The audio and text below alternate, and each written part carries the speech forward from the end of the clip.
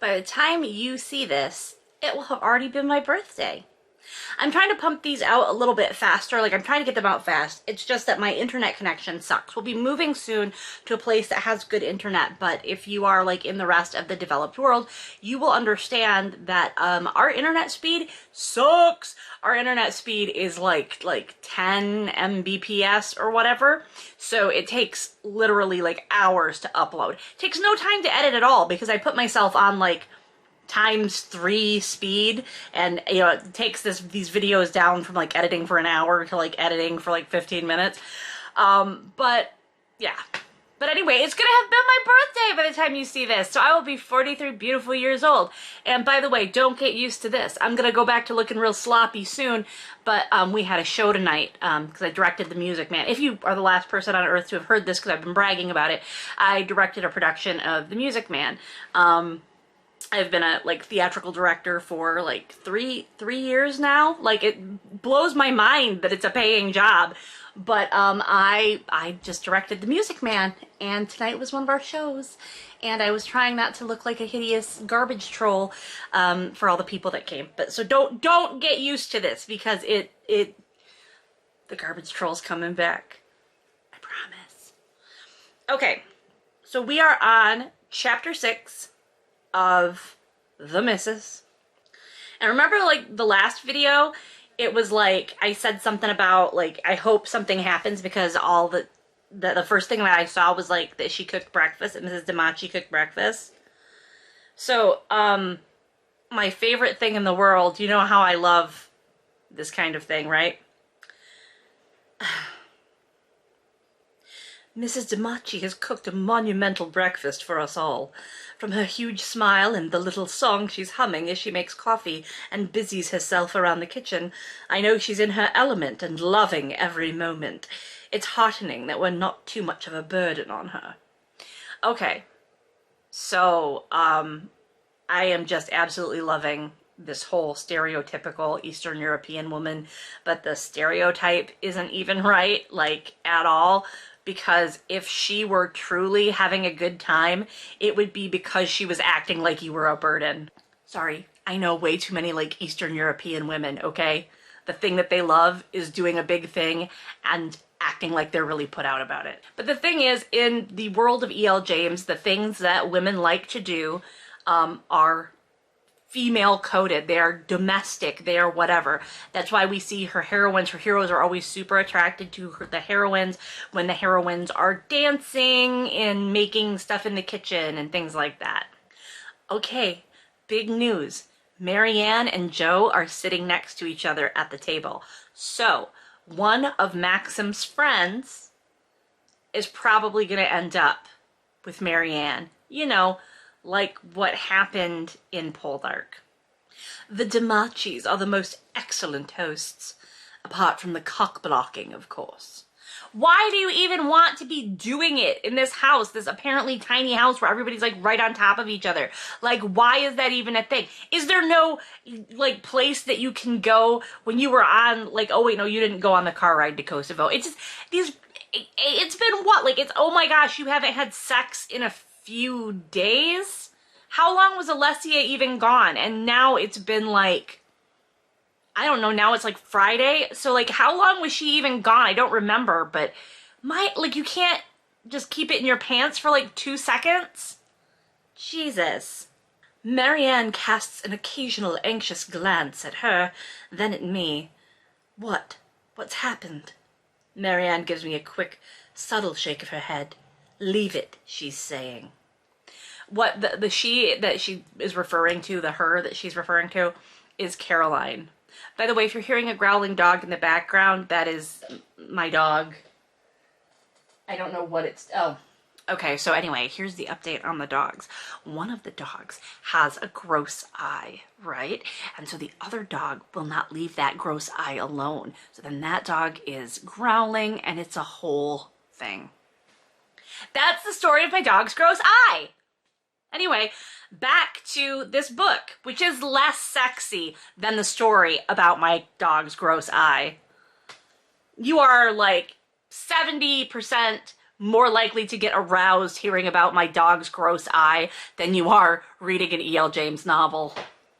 They went out for their stag night. Apparently it was a big party, except for there were no women, because I guess the women in Albania aren't allowed to do things or go places. You know what would be really funny is if that wasn't even a thing at all in Albania. It was just like an excuse that they would give E.L. James, like, she's on this trip, and they'd be like, we're gonna go out or whatever, and then she'd be like, oh, I'll come too, and they'd be like, no, you must stay here, women are not allowed to come along, just to like fucking get away from her. That was mean, and that's why you're here. Can I talk to you? Caroline asks as I take my seat. I glance at her, sensing she's on edge, and Marianne is being evasive. Has something happened? If so, what? My stomach churns. Of course. My tone is brusque. This is it, the moment of reckoning I've been dreading. In private, after breakfast, you should eat something. She grimaces, and I know she has a grade A hangover. Yeah, because she drank 3 bottles of wine. And the thing that happened that you're worried about is not that she's going to yell at you about getting married. She's going to be like, oh, by the way, I happened to tell her that you're a better fuck than my husband. Ah! That is how that's going to go down. Alessia is getting ready, and of course she's thinking about the fact that Caroline said that, you know, her fiancé has slept with most of London. This is not news to Alessia. She used to empty his bin of condoms every time she cleaned for him. She wrinkles her nose in disgust at the recollection. Sometimes there were many discarded condoms. So, how many? How many? Like, a bin of condoms? Like, I remember him bringing women home, but what is he doing with them? Like, the only place I've ever seen a bin of condoms is, like, at the theater. And they're, like, expired condoms that we put on the microphones. And then they break. They inevitably break. Do not buy condoms off of Amazon, or you're going to wind up with a baby and an STD. This might be the greatest thing I've ever read. She rubs her forehead, trying to remember when that happened. That, by the way, is the condoms stopped appearing. There were no more condoms.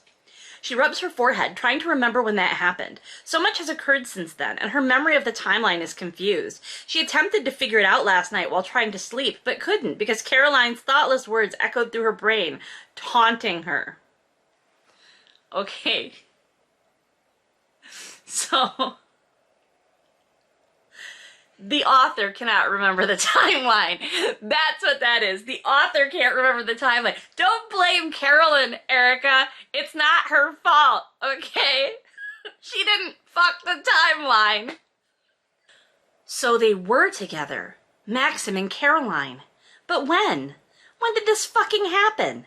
It sounds recent, and an unwelcome image of Caroline in Maxim's arms in the street outside his apartment forms in her mind. You knew they were together. You saw her in his house wearing no pants and his shirt. You knew. You already, that happened in the first book. Like, I get that the timeline. Okay, I get that the timeline, whatever, is, you know, she can't remember it because blah, blah, blah, because her author didn't bother to go back and look. But come on, man. So, E.L. James has finally remembered that this bitch plays the piano. She's like, she needs a minute and she feels like she's gonna suffocate, and she's like doubting Maxim and she's doubting the wedding because there's no conflict in the book. So she's like, she needs solace, and she finds it in the piano. And, okay. She closes her eyes, then launches into Beethoven's Moonlight Sonata, the tricky third movement in C-sharp minor. It's the most fitting piece, in the correct key to reflect her anger. The music flows, loudly, easily, blistering off the walls through the room. Her anger and resentment pour into the keys, emphasizing the loud accents of the sonata in brilliant oranges and reds until there's nothing but her and the colors of the music. And then, you know, we've been in her POV for too long. We don't need to hear about how she feels about all this stuff. She's playing the piano about it. She's gone to talk. She's speaking to the piano about the pianager. She's She's speaking to the pianager about this.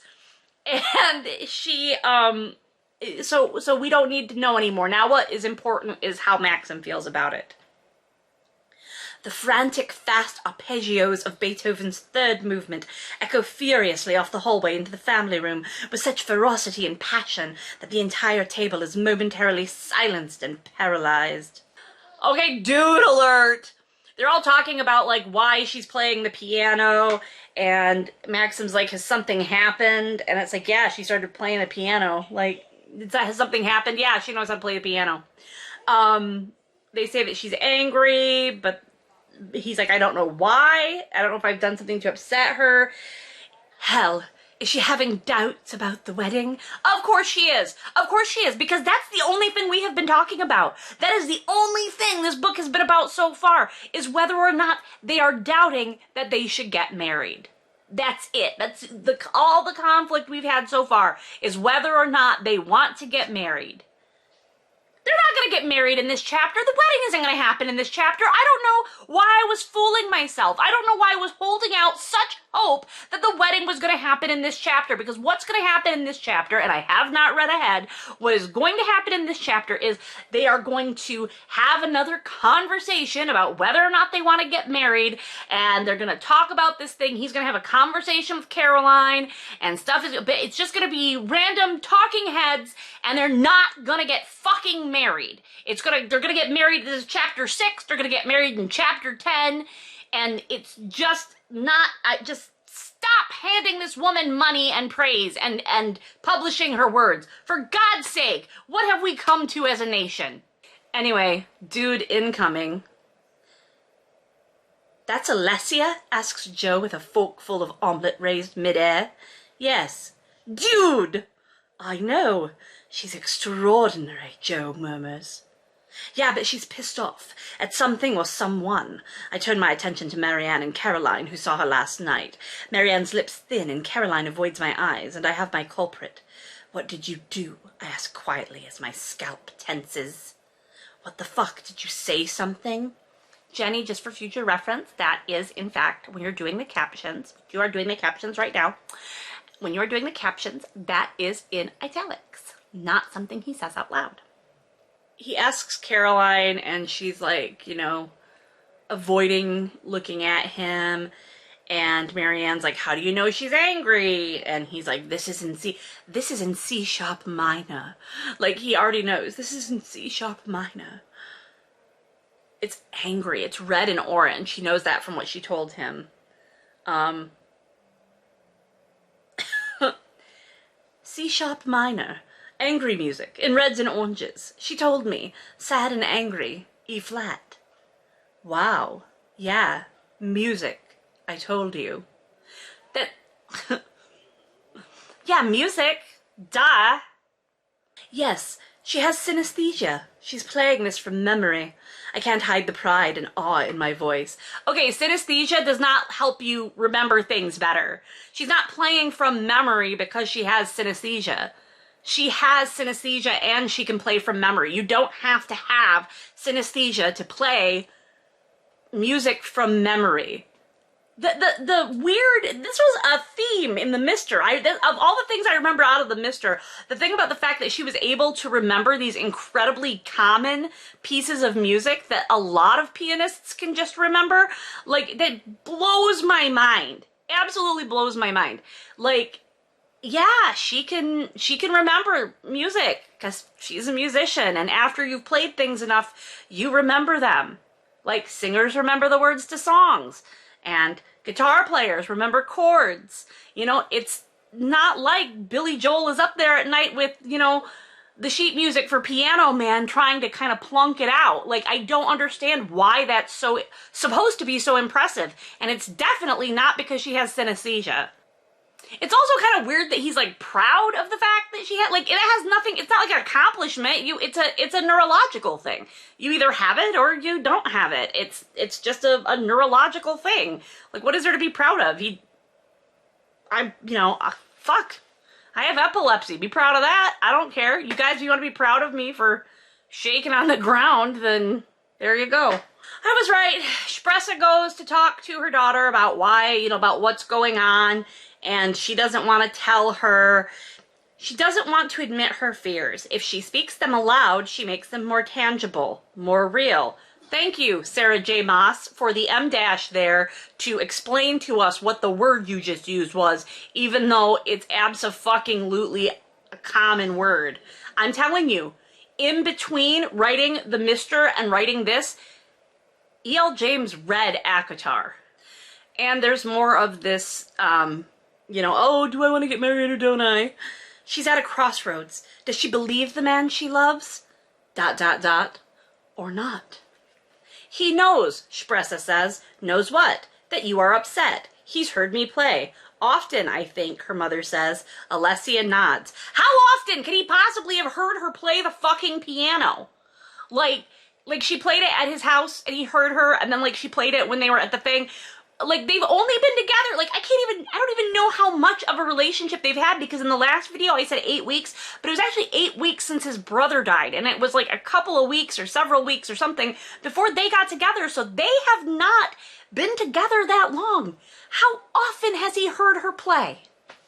Okay, here's an interesting thing. Shpressa tells Alessia, obviously she's like, oh yeah, go marry the man that you love and your heart and all this and go conquer the world. And I don't know, I don't give a shit about this whole mother-daughter thing, but she says she knows about the baby and she can tell that she's not pregnant because, this is so stupid.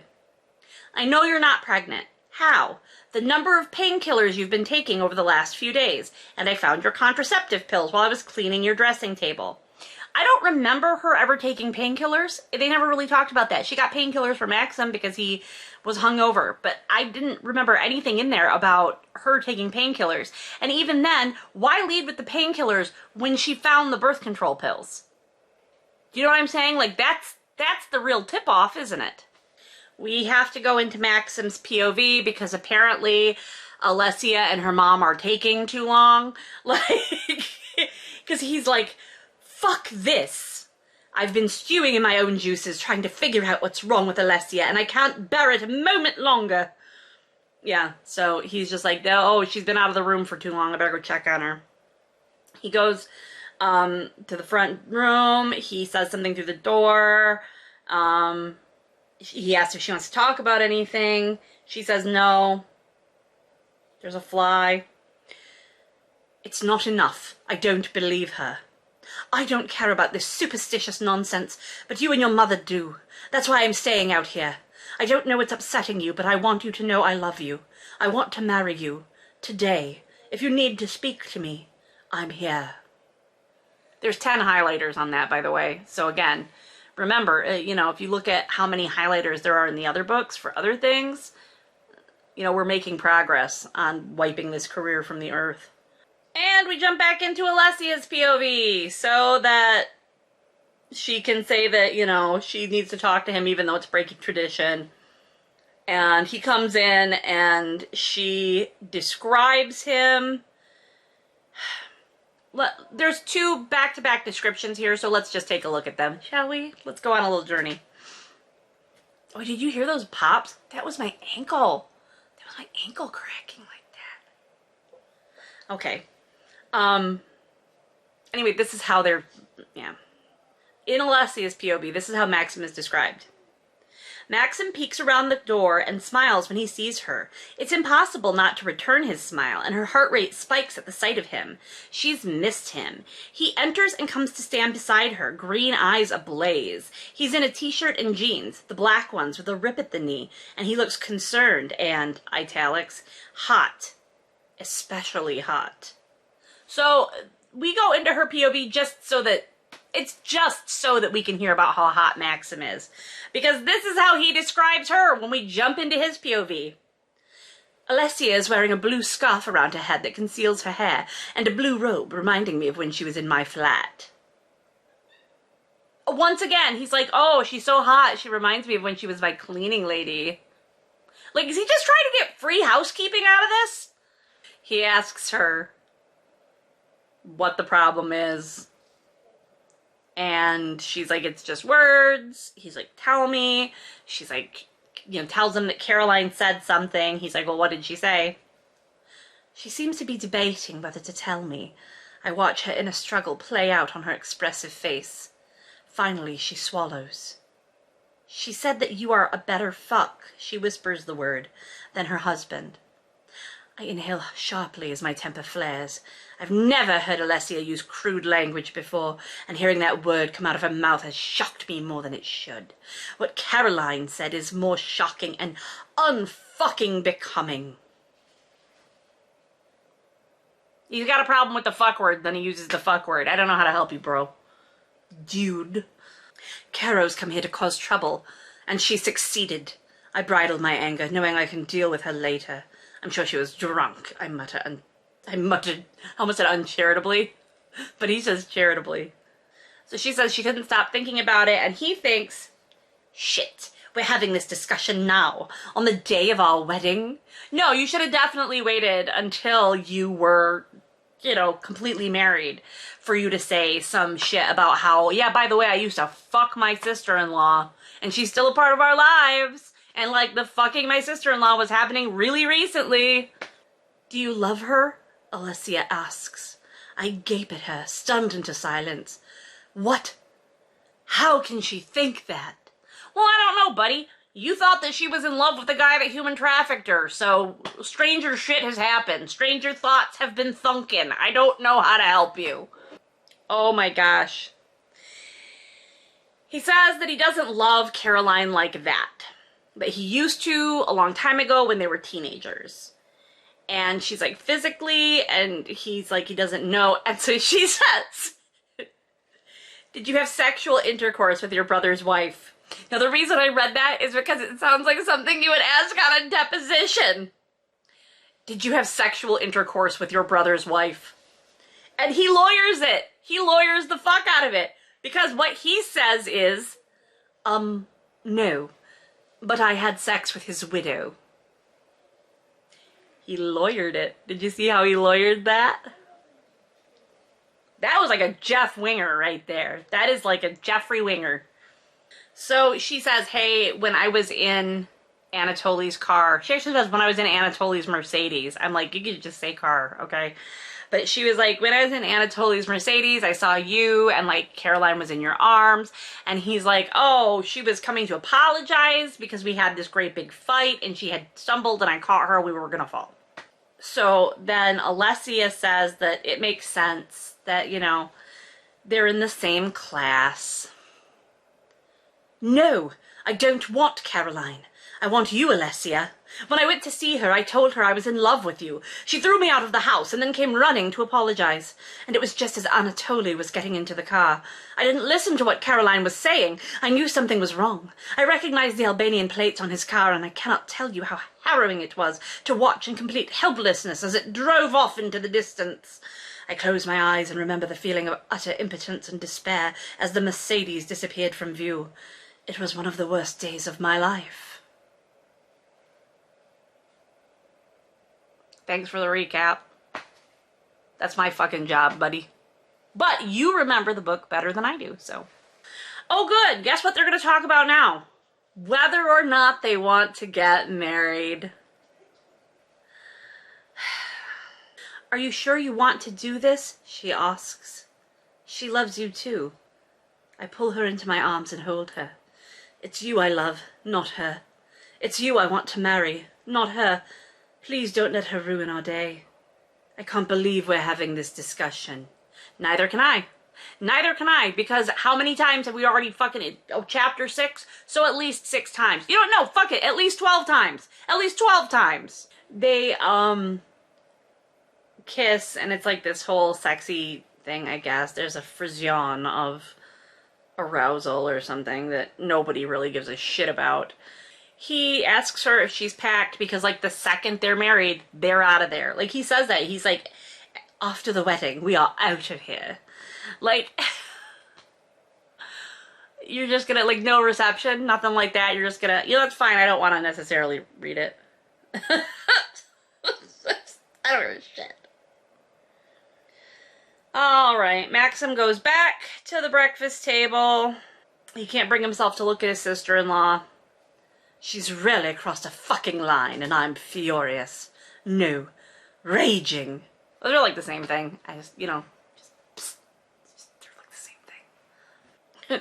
And then he says he's gonna go for a run, which we know he can do because he stopped and got his running gear while his girlfriend was being human trafficked. He like stopped real quick and grabbed his running gear. Like, I love that we just heard about how he saw this car pulling away and he knew something was wrong and he was helpless to stop it. So he really quick grabbed his running gear. And then when they got to Albania, they went to a few museums, learned some history. He goes out to go running, and Anatoly is at the end of the driveway talking to Mr. Damachi, but he calls him the arsehole. Arsehole. Why do you guys say, from the UK people, why arse? What's wrong with ass? Just ass. Just arse. Asshole. I guess if you have an accent like that, it sounds like that, but it's kind of like lieutenant, like the way you guys say that. I don't know. I'm not gonna argue with you about how you say things, 'cause I got a Michigan accent and all that shit. I just think it's goofy, and sometimes you sound like you're from Castle Times. So they try to explain that they're talking business. It doesn't have anything to do with them. Maxim's like, what? Does he care for her? Well, I don't know. He went and he kidnapped her and he brought her back. I mean, I'm not saying that that's the most healthy kind of love, but he clearly has some emotional investment in her. You don't just, you know, human traffic someone that you're wishy-washy about, I guess. Also, he already came to the house and tried to get her to leave Maxim and be with him, so yeah, I guess he does have some feelings for her. The asshole's English is impeccable, which is bloody irritating.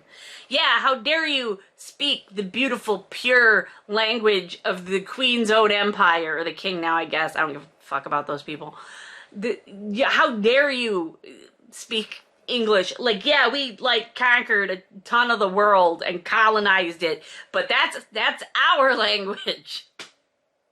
I'll be here, Englishman, waiting in her homeland with her family when you fuck up, Anatoly scoffs. Yeah. And then Maxim's like, farewell, asshole.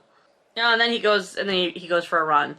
Because obviously if he thinks that this guy is here to kidnap his girlfriend or whatever, or his soon-to-be wife, why wouldn't you go for a run? Like, he's so worried about this guy. This guy has literally kidnapped her before, and he's like, man, it'll be fine, I gotta go for a run.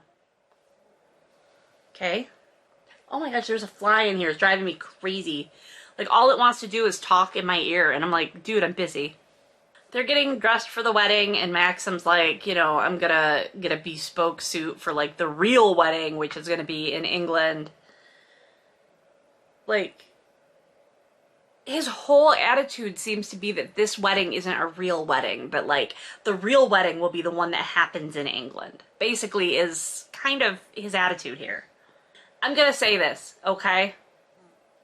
Maxim and his buddy say bro and dude more than I ever have. And I say bro and dude like every other sentence.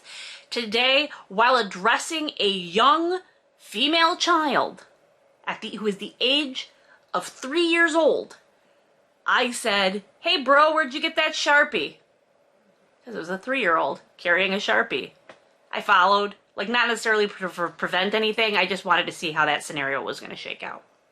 So, like, they're getting dressed, and Joe is like, you know, buttonhole, right? Like, to put the flower in his buttonhole. And then they go out, and they're, like, outside by the front door. Sorry. I'll do the accent. Outside by the front door, Joe, Tom, and I wait for my bride. Joe's also in a navy suit, and as ever, he looks sharp and stylish. Tom is in a black dinner suit with a black tie. It's all I brought with me, Trevithick. Both have buttonholes, and I'm relieved they're here with me. What? The buttonholes? You're relieved the buttonholes are here with me? Thank goodness you've brought the buttonholes. Oh, they are getting married in this chapter. Everyone settle down. It's happening. It's happening. He says that, okay, that people are coming out and, like, they can see the mountain and the lake, and it's, you know, there's, like, a feeling of community.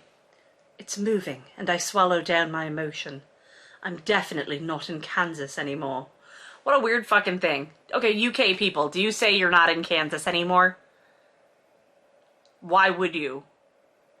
Like, I get that the Wizard of Oz is like a worldwide thing, but like, what a weird thing to say. I just think that it's weird. Like, if you're not from where Kansas is. Do you know what I mean? I don't know. I'm not saying stop saying it. I'm just saying it seems like a weird thing to think.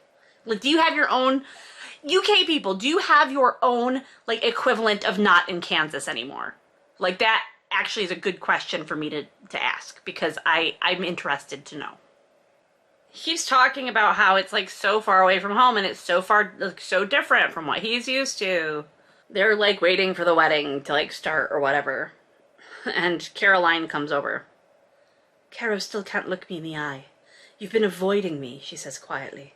What did you expect? This isn't the time, Caro. I'm still so fucking angry with you. I'm sorry. I'm not the one you need to apologize to. I needed to tell you something. And she peers at me, her blue eyes wide and a little teary. And you're going to be angry about this too, but I did it for you and her, she whispers. What did you do? I told your mother. She'll be here shortly. What? The word is almost inaudible, and I can hardly breathe. Fuck. Not fuck a duck. Nobody's fucking a duck. Not this time, my friends. Oh, no, no, no. No, no, no. No one shall be fucking a duck this time. Ducky? Ducky, no one shall be fucking you. It's too late to back out now, Ducky. Your face is already on the tea towels. Anyway, so, yeah, that was that chapter. They're still not married! We're at the wedding. The wedding's almost ready to start, but they're still not married. I am betting, I am placing my bets, we can place our bets right now, that even though the wedding is about to start, that the wedding will happen in chapter 10. Or at the very least, we will still be in fucking Albania at the fucking wedding in chapter 10. This is the pace of this book. The pace. Like, did they call it thrilling this time? Did they say that it was like a thrill ride? We have to check this out. I'm sorry, but we have to see. We have to see what the... Oh, wait, I can do that on my Kindle. Everybody, I can do that on my Kindle. A passionate and thrilling love story. A spellbinding journey. How? How is it like, nothing about this is spellbinding. And also, I just want to point out that in the summary, in the about this book, in the book blurb, okay, it says that he has to wed her at the sharp end of a shotgun.